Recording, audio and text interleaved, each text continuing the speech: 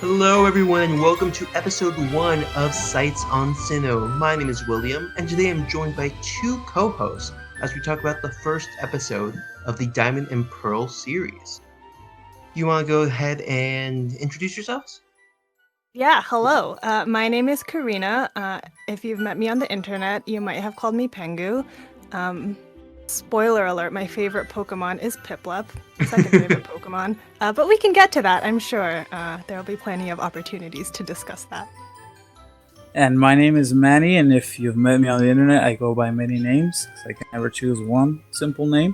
And my favorite Pokemon is Turtwig, but I feel outnumbered because it's 2 against 1, two Pip-Up lovers versus Turtwig, but we'll see how this goes.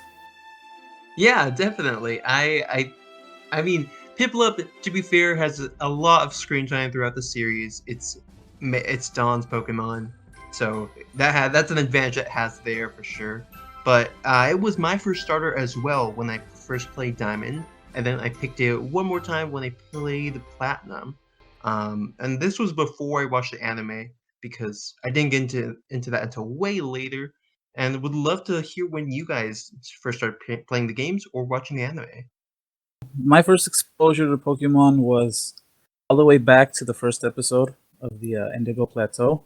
I never played the games until Sapphire, but I was a huge fan of the anime. I watched it religiously. I had to make sure I never missed an episode. Um, then from there, it went on Fire Red, and I kind of stopped for a while after Sapphire because that was probably the time where I started working with my dad on Saturdays. So there was like a big gap where my Pokemon fandom kind of decreased.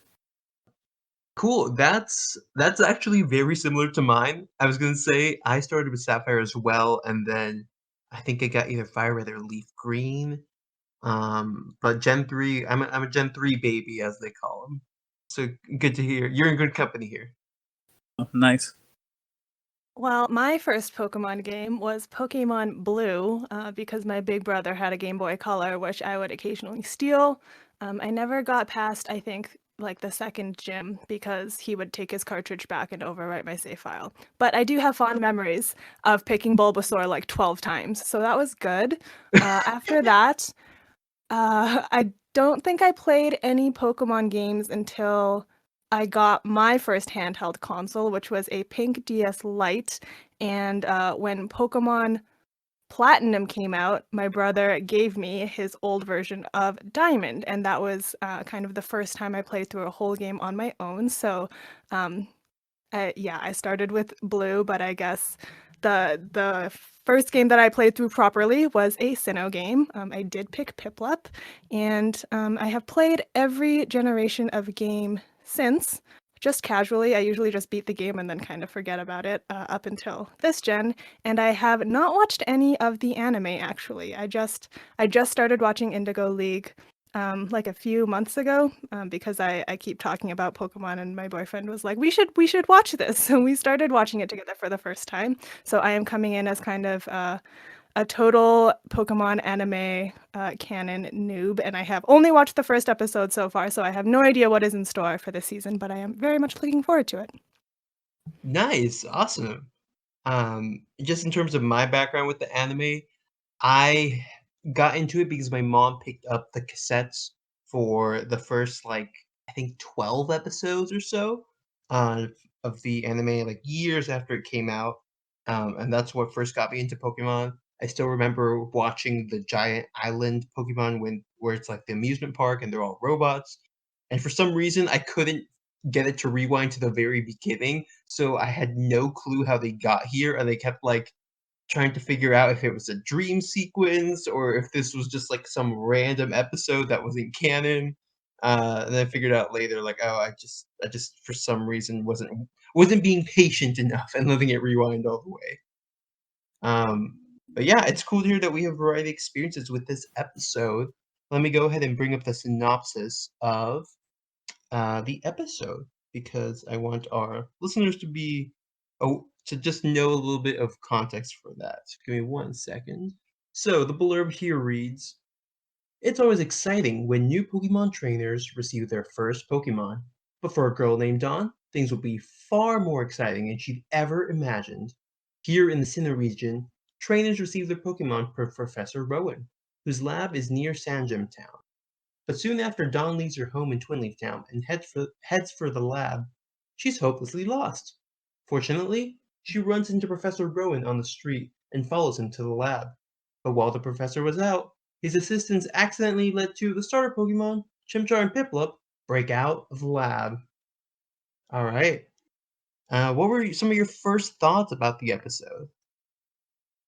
Well, one of my first thoughts was like, I identify with this girl so hard. She like, first of all, yeah, even in just the beginning, she's like getting real excited. She finally like gets her breakfast down and is like headed out the door, and she has what is like a reasonable amount of stuff packed for a journey of an Yes! indeterminate length. And her mom's like, no. Where are you going? Why do you need clothes? Like what? Just bring this backpack. So that was like a big I am definitely on the side of Dawn with how much stuff I tend to carry around with me on a regular basis. And then she like immediately gets hopelessly lost, which I also identify very, very strongly with. So my first impression was like, I see myself in this character. Yeah, I relate to her for a slightly different reason. Mostly it was the first shot of her waking up in bed to her alarm, turning the alarm off, and going back to bed. Well, for me, what I see in like other animes, like the character that gets up and they're just super excited and high energy, and I'm like, no, no, Yeah. I need to snooze this and come back to it later. But yeah, that's something that's always kind of bothered me is watching them like pull out these tents and different pairs of clothing throughout like the series, and they're like, "Why are you carrying that?" And Dawn was actually gonna do it. Um, Yeah, like Dawn has the right idea. I don't know what what these other kids and their parents are doing, but like Dawn knows what's up. yeah, yeah, totally. Manny, how about you? You've seen this episode before, correct? I think if I remember correctly, I didn't watch this first episode as a kid. Like I said, that's when I Mhm. started working every Saturday, like once in a while every Saturday. But I do remember watching some of these episodes. But after watching it, I think this was like very very good introduction as to who Don is, and I liked how they introduced us to the starters as well. 'Cause, it's Mhm. very interesting to think that like with Pengu, this is her first time seeing this season. There was probably Diamond and Pearl was also probably the first season for some kid at one point, and I think for them to know exactly who these starters were and the way that they showed that this is Chimchar, the fire type, this is Turtwig, this is Piplup, and the way that they give you the goal that Don wants to be a contestant, a performer. I think it was a very nice way to Mhm. introduce them. Uh, Also, I like the whole aspect of her saying, like when she's about to leave, she's like, "Oh, I'm 10 years old. I know what I'm doing." And her mom's like, "Are you sure you can read the map right?" Like, "Yeah, yeah, I know what I'm doing." But the minute she's lost, she's like just like every 10-year-old would be. She's crying out to her mommy. I thought that was pretty funny. And then when she meets Rowan, I don't know if you noticed, but there was like an ominous music in the background, which I thought was kind of funny because they give him this sort of ominous music as if like he's a villain or something. I guess just because the way he's portrayed as serious and kind of scary looking.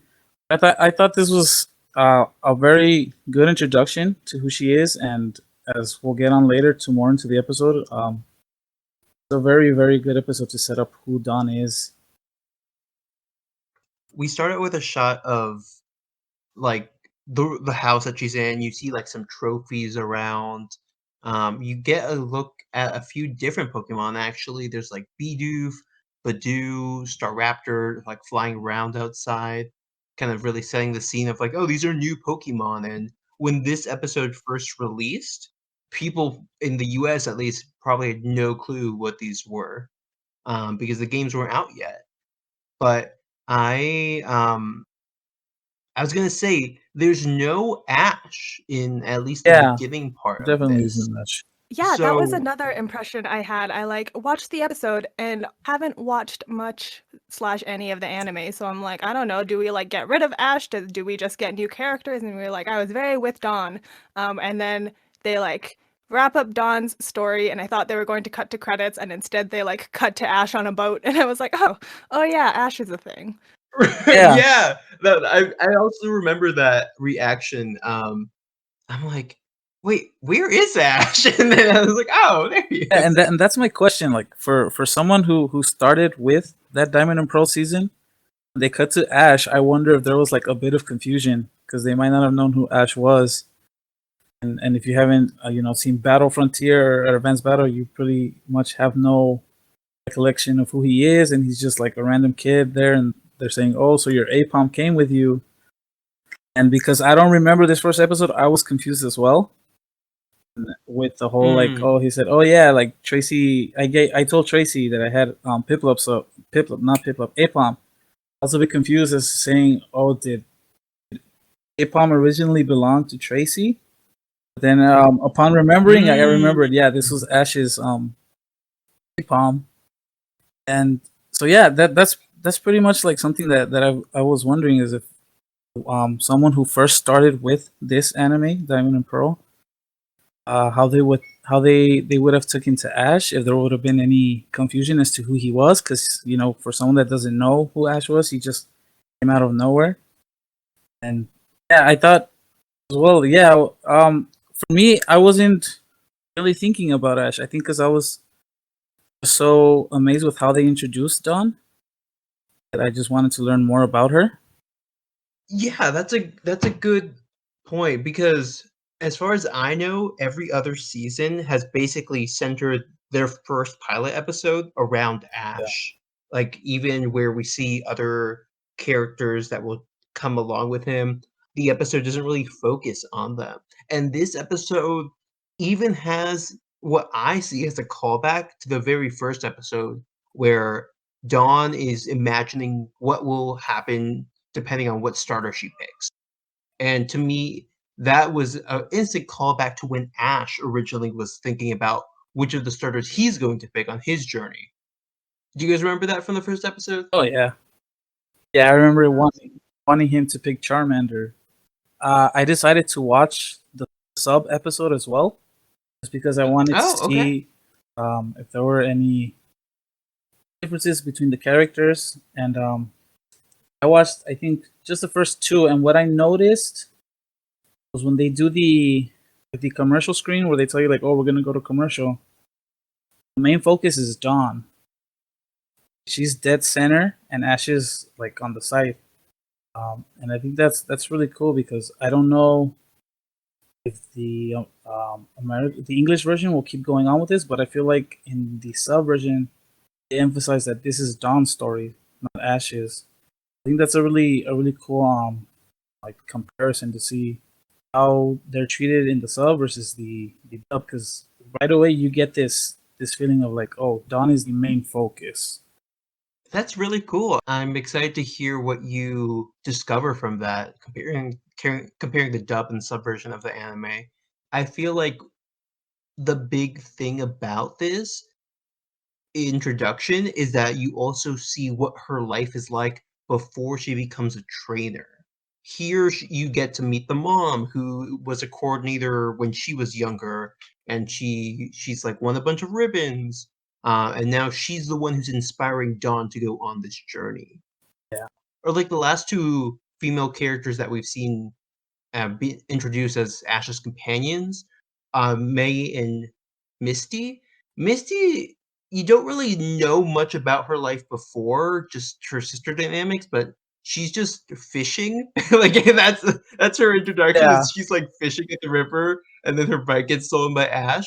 And then for May's introduction, she just is going to get a Pokemon, but she doesn't want to become a trainer like at yeah, all. She's yeah, just using it as an excuse to go and travel the world.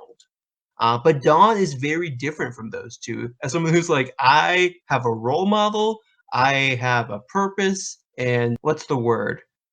I guess, very empowered to go on this and like actively pursue this myself. once she gets to Sanjum Town, which is the town in the games where you pick up your well, this is a little different actually. In the games itself, for Diamond and Pearl, you actually get your starter Pokemon at Lake Verity. But we actually totally skipped this until near the end of the episode. And she goes as a normal trainer would to the professor's laboratory and gets lost on the way. Professor Rowan eventually ends up guiding her there. Did you know that she was going to pick Piplup by the end of this episode, or like at the beginning of this episode? I mean. No, at the beginning of the episode, I thought she picked Chimchar because like the first thing that happened was she did like a daydream, I guess, of like Right. her having Chimchar in this competition. And I was like, oh, I guess she picked Chimchar, but then she like did it with all of them, and I was like, oh. Um, so yeah, I mean, I guess it was pretty clear when she like ran to the forest and it was like Piplup, and then she and Piplup are like doing their stuff in the forest, and it's like, okay, she's gonna pick Piplup. But yeah, before all of that happened, I really didn't know which way it was gonna go. Yeah, I don't think I can separate the two in my mind now. Dawn and Piplup just kind of seem synonymous. I do know that in one iteration of the manga, the Dawn character does pick Chimchar, and she's like, she, this is like a weird manga that I don't want to get too far into, but this character is like a Team Galactic agent undercover and all this other stuff. But anyway, Piplup, I think is a cool choice as a Pokemon that's like very prideful, and I think there's a lot of similarities between her and Dawn. As you mentioned before, like in the daydream sequence, Dawn's already like, "Oh yeah, when I pick this Pokemon, I'm gonna like master it. I'm going to like have it learn all the best moves for the contest already." And I think Piplup is one that seems like a good fit for someone like that. Actually, yeah, I did notice. I actually don't know if I noticed this with Chimchar and Turtwig, but when she was like doing that daydream sequence, and had Piplup do that move, they like struck the same pose at the end, which I thought was Mm. so cute. And if she didn't do that with the other two, that'd be like good foreshadowing. But I actually didn't notice the other two because I apparently watch Piplup much more closely than I watch anybody else. A little Piplup bias coming through. Just a little bit. Just a little bit. Yeah, so going through the episode, the stars break out of the lab, and Dawn goes after them because I guess she just wants to help, and she follows Chimchar and Piplup through the forest. Piplup's sole motivation for starting this is because Chimchar stole some of its food, and it's just not having it. I guess I Which is would be totally too, fair. right? Chimchar is such a jerk. Like, how Yeah, does Chimchar expect to be picked after all of that? He's like surprised when Dawn doesn't pick him, and it's like, what did you think was gonna happen, Chimchar? Exactly, yeah. And as they go into the forest, Piplup gets stuck in the biggest spider web ever. That Yeah, just can we also somehow. talk about that? Like, does Ariados eat these Pokemon? Like, is that a thing that happens? That's horrifying. yeah. I think I'm assuming they were getting ready to eat all of those. Yeah, so in the actual web, you see a Pidgey, a Rattata, a Weedle, Zigzagoon, Dunsparce, and Ninjask, all previous generation Pokemon just stuck there. I don't know what it's gonna do with the Weedle. Like that seems like it's too close to its own species, and like I don't want to get in the way of that. Like I'm not gonna try to eat that horn on its head. Ariados is like what? It seems kind of like a random choice because Ariados isn't native to Sinnoh, but that's like the main antagonist of this episode for Dawn and Piplup as Dawn tries to get Piplup free from its web and back to the lab. It's like pretty. The coolest thing that I think shows how she's quick on her feet is that she tricks Ariados into using, I think, like sludge bomb or acid in her direction so it blows up the web, and that's how she frees Piplup from it because she doesn't have any other Pokemon on her. But Piplup is also not. Piplup is like too prideful to be rescued, so he's kind of mad that Dawn did that. But then, of course, you went over Piplup through its stomach as Dawn pulls out some food, and then they get trapped again by like a whole herd of Ariados.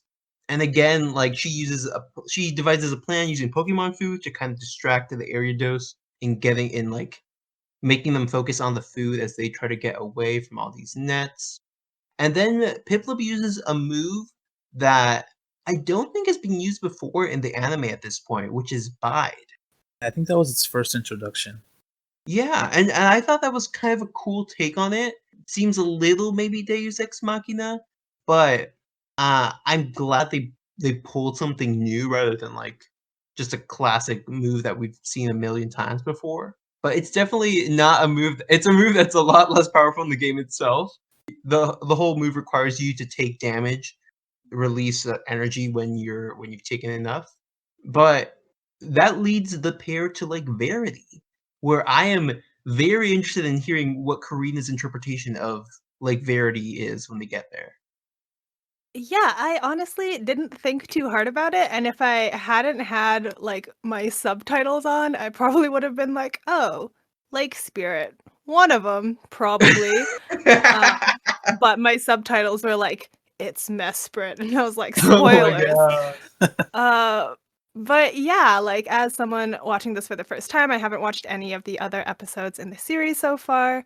Um, it, like, doesn't really, it, like, wasn't a highlight of the episode, in my recollection of it. It was just kinda like a thing that happened, but, like, definitely the highlight was, Piplup, being a boss with the spooters, and also just, like, Turtwig. I just wanna, like, throw some love to Turtwig because he didn't get a lot of screen time, He did except for, like, at it. the very he's just, like, eating and gets yelled at by Rowan, and then at the end it's like, "Turtwig!" And then that's it. So yeah. Yeah, yeah, exactly. Turtwig is the least troublemaker of the bunch, clearly. Stays behind in the lab, just chows down some food. Manny, what were your thoughts about the Lake Verity moment? I thought it was parallel to when Ash, he encounters Oh on his first journey. Oh! Yeah, yeah, Mesprit. That they didn't do in the dub that I kind of wish they did was, and that all was happening. You can hear Mesperit crying. You could hear its cries, not like in a bad cry, but Oh. hear its the sound it makes. It kind of gave it like a really unique and cool vibe. Again, Yeah, there's yeah, definitely like a little of mystery there. yeah, especially because none of us know what that Pokemon is, so there's Oh, that mystery there of spoilers. like, oh, what could that be? And again, this was just an amazing focus on Dawn. It's an amazing way to introduce who she is, knows what she wants. It's like, the opposite of May. May kind of didn't really know anything about Pokemon, whereas Dawn Mhm. kind of has that general knowledge. Once again, Piplup, I think, is the best personality out of the stars, and probably maybe all the Pokemon we're gonna meet in these episodes. Yeah, but yeah, it was really nice. Again, it's just like you see the parallel. How at first Pikachu and Ash don't really get along. There's that small Mm. similar parallel with Piplup being kind of upset that it got rescued by Dawn, and they have like a little bit of bickering back and forth. But all in all, I mean, this was just a really good introduction. Would you agree with the idea that this, besides the last like 3 minutes, would be a good place to start someone who has never seen the Pokemon anime before? Yeah, I definitely think this is like a great starting point, especially because the way she's introduced and the way they kind of introduce the world, show you some Pokemon, but they don't really tell you who they are. They just give you the main focus, the way that they introduce the starters, and then the way that they were introduced in the lab as well. You get to see the personality. You saw Chimchar, who was kind of a bit of a bad boy or a bad girl. He was Dexter. Philip was very, I guess you could say, the sensitive one out of all of them, or like maybe the youngest one, getting upset that their food Mhm. was stolen. And I think anyone who got their food stolen would be upset. And then just Turtle, just minding its own business, eating its food, not really caring at all. But yeah, this is a really good way. And I think if this was somebody's first experience with me, it's a really good intro. Nice. Karina, what are your thoughts?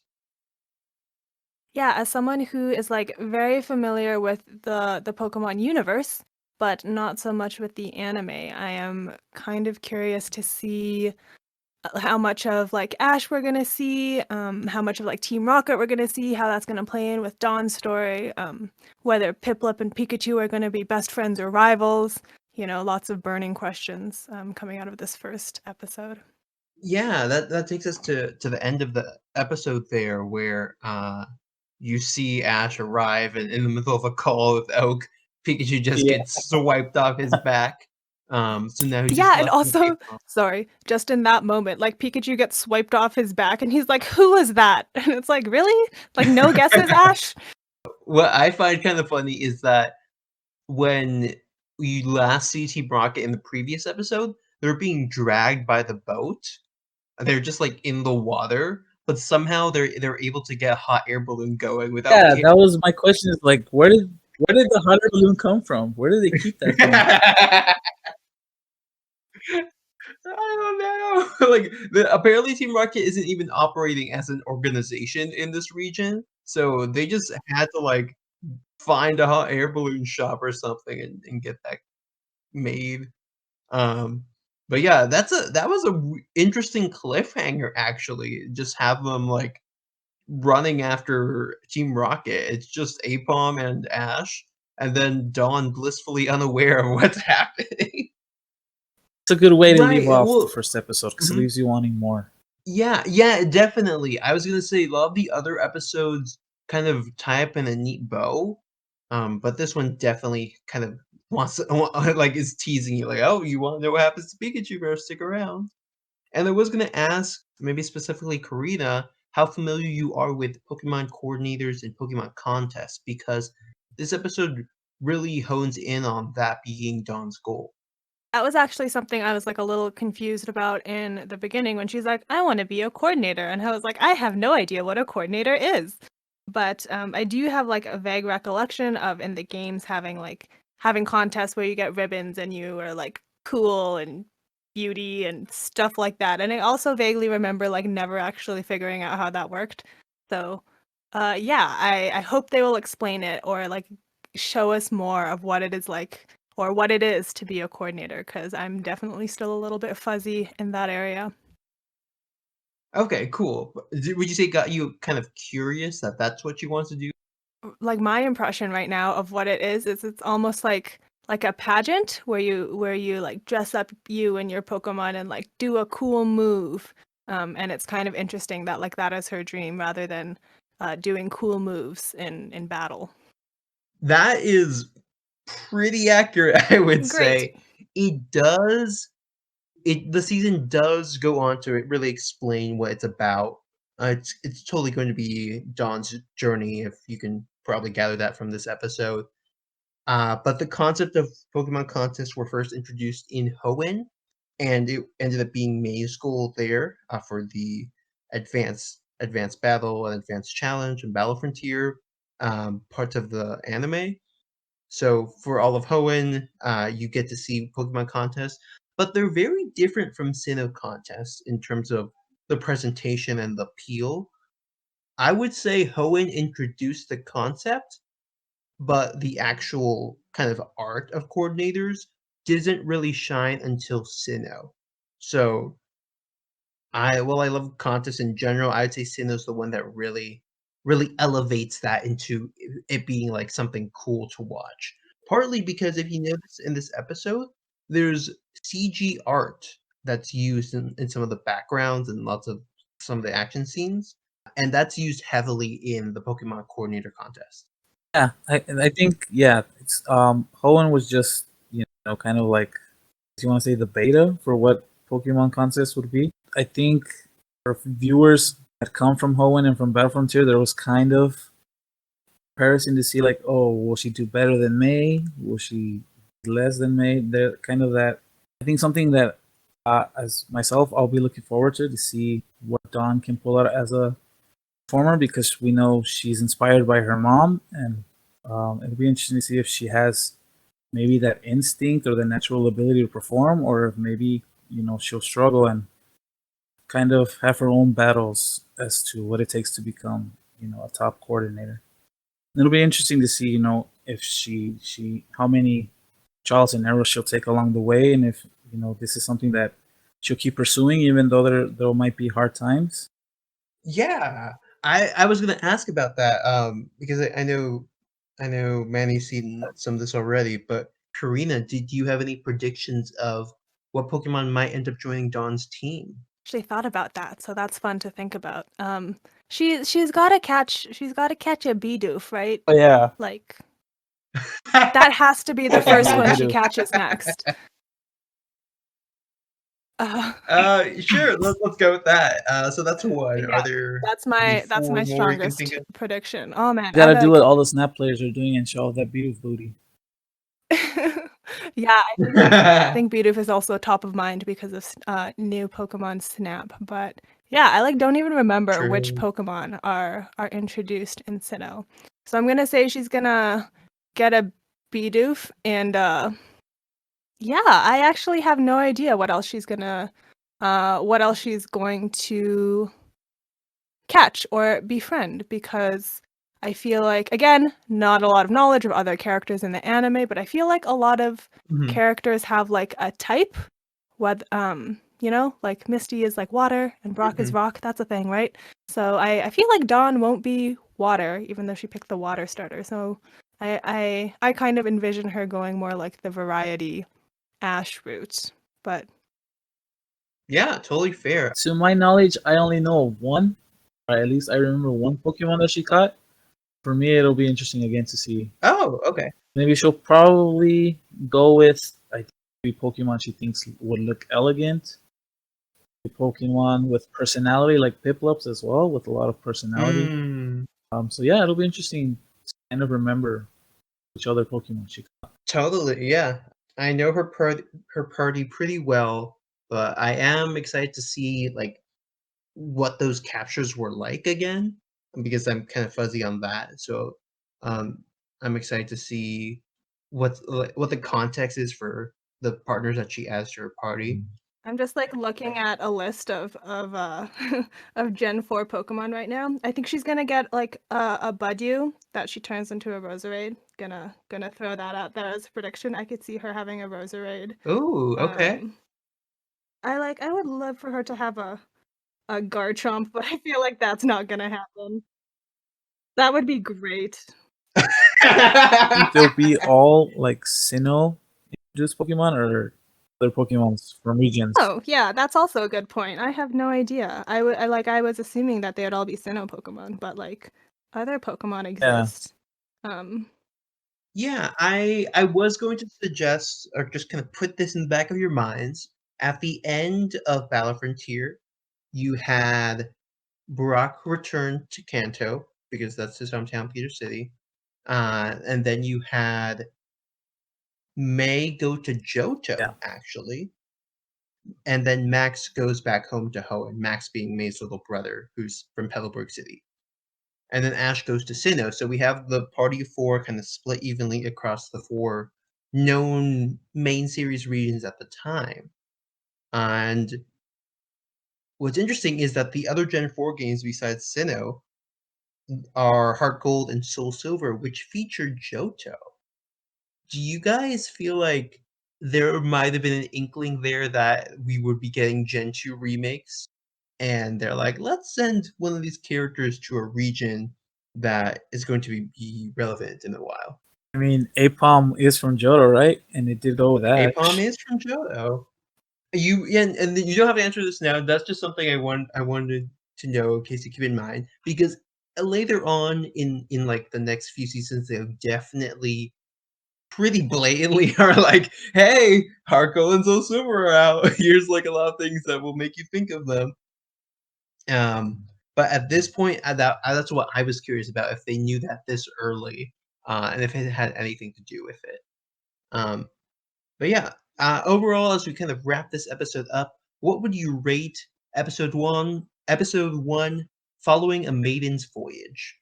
I'm gonna give this episode a solid 6.5 out of 10.